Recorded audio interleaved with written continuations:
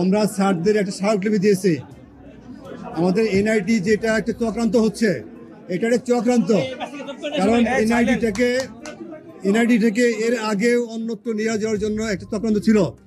আপনারা জানেন যে গত স্বৈরাচারের আমলে এনআইটি নিয়ে কিছু ব্যবসাপাতি হয়েছে। আমরা চাচ্ছি না এনআইটি নিয়ে কোনো ব্যবসাপাতি হোক। সেটা NIT election commission integral part. আপনারা জানেন যে ভোটার তালিকায় বাই প্রোডাক্ট এনআইডি এবং ভোটার তালিকা ডাটাবেস এনআইডি তৈরি হয়। এটা নির্বাচন কমিশনের একটা অন্যতম কাজ সেটা। আর এটার সাথে ইলেকশন জড়িত, নির্বাচন জড়িত। আর এনআইডি যদি এখন এটা নিয়ে যাওয়া হয়, নির্বাচনের হুমকির সম্মুখীন হবে। সামনে নির্বাচন যাতে কোনো হুমকি না হয় সেটা আমাদের নিশ্চিত করা প্রয়োজন। এইসব বিভিন্ন বিষয় মিলে আমরা মাননীয় প্রধান নির্বাচন কমিশনের কথা বলেছি।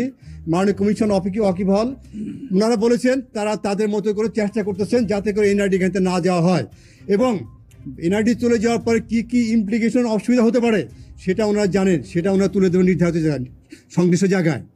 আজকে আমরা এই বিষয়ে একটি স্মারকলিপি দিয়েছি মাননীয় কমিশনকে। আমাদের কিছু কর্মসূচি আছে।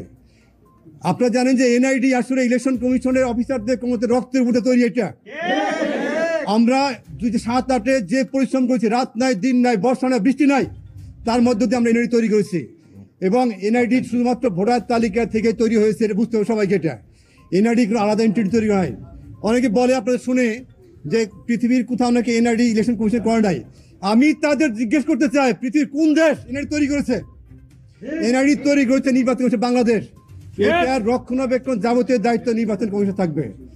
আর ওভার দ্য টাইম এনআইডির যে সুষ্ঠুতা, মানুষের সেবার যে সেবা প্রদানটা অনেক ইজি হয়ে গেছে, এবং আমরা প্রতিদিন রাত চেষ্টা করতেছি সেবা প্রদান ইজি করার জন্য, এবং সেটা অনেক ইজি হয়েছে। তার চেয়ে বড় কথা হলো এনআইডিটা হলো ভোটার তালিকা সার্ভার থেকে তৈরি হয়।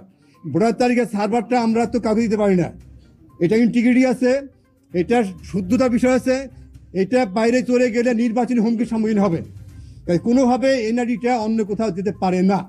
এই বিষয়ে মাননীয় কমিশনকে অভিযোগ করেছি আমরা। ওনারা আমাদের কথা শুনেছেন, ওনারা চেষ্টা করবেন। আমাদের একটা কর্মসূচি দেওয়া হয়েছে, সেই কর্মসূচি সম্পর্কে আমাদের যে অফিসার কল্যাণ অ্যাসোসিয়েশন আছে তার যে আহ্বায়ক উনি সেই কর্মসূচি জানাবেন সেটা এখানে।